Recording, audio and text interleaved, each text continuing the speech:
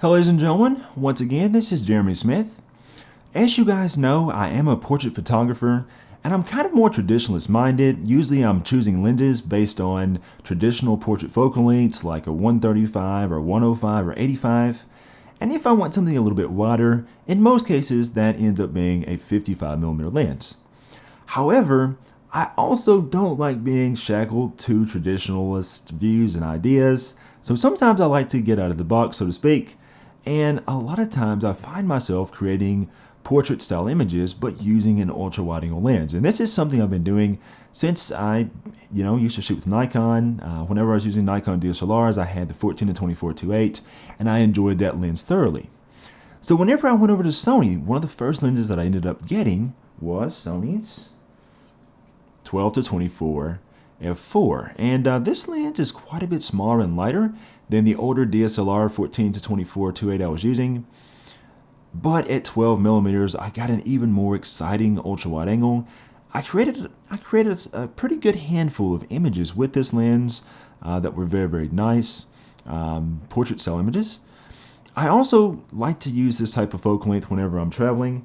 To me, nothing really cements the memory of a place or shows the scale of a place just like an ultra wide angle lens does. So I really, really enjoy traveling in various cities and using those types of lenses.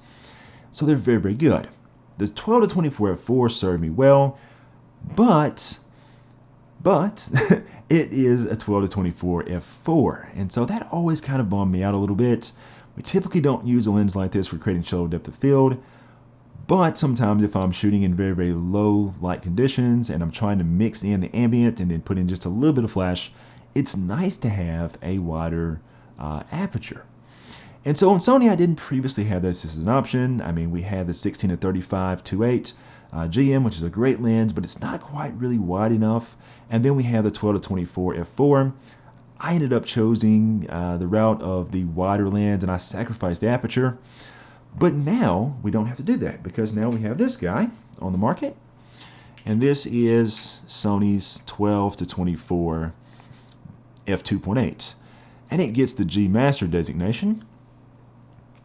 Now, the 12-24 f4 is also a very, very high quality lens. Even though it's not a G Master lens, it's still very high quality. This one, though, of course, being the best of the best, does get the G Master designation. You guys can see that both these lenses are actually relatively compact for what they are. The 12-24 f4 just happens to be freakishly small for what it is, honestly. So a lot of people were really concerned that this lens would be just ginormous. Now, it depends on what you compare it to.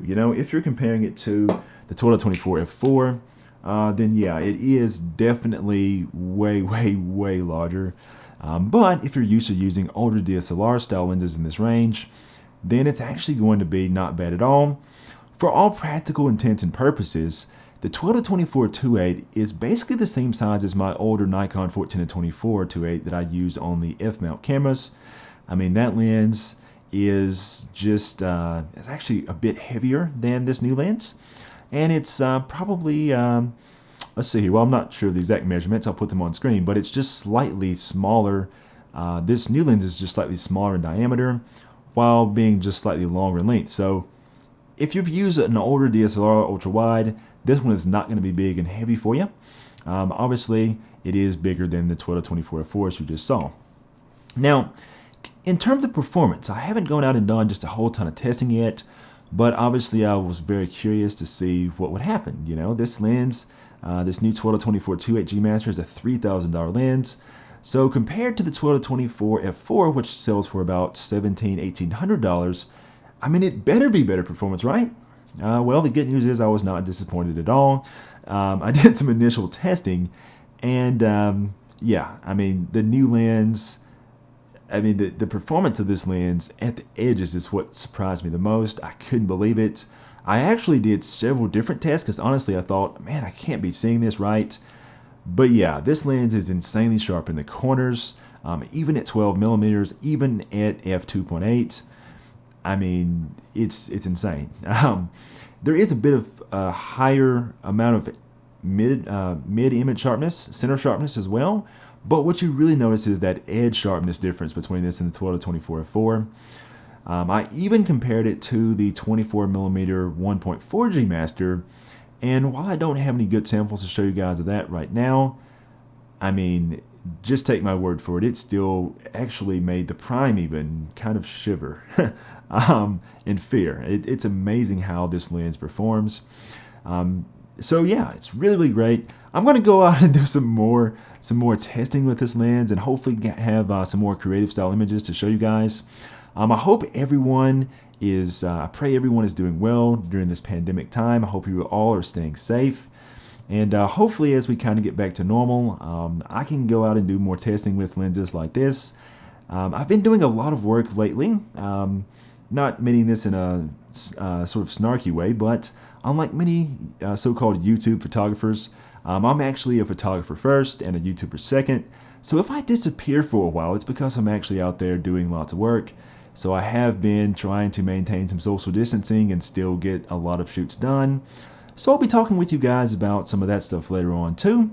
Anyways, if you guys have questions about this lens, write me in the comments, and I'm going to certainly be doing more testing. I feel like I'm going to be doing a lot more testing because honestly, I think the 12-24 f4 is going to probably go on eBay, and I'm probably going to end up buying the 12-24 2.8G Master. Honestly, I kind of hate that I compared both the lenses because now I just can't get it out of my mind because I'm kind of an OCD pixel peeping maniac. And yeah, the 12-24 2.8 is just insane performance. So yeah, I probably will be doing a lot more testing with this lens in the future. So write me in the comments to let me know what you guys would like to see. Don't forget to subscribe to my channel. If you think this video was awesome, give it a thumbs up. You know, hopefully you found it awesome. If not, you know, you can give it a thumbs down, whatever. I'll take it as constructive criticism. Also, let me know what you guys think about my lighting setup today. It's a little bit different. I'm going to be talking to you guys about some more lighting stuff soon. I'm looking to kind of do more with my video lighting, so I'm doing a bit of an experiment today. Let me know what you guys think about that. Anyways, guys, don't forget to also follow me on Instagram. I am known as PhotoGJ the Great. But this has been long enough already. I'll see you guys in the next video. Once again, this is Jeremy Smith, signing off.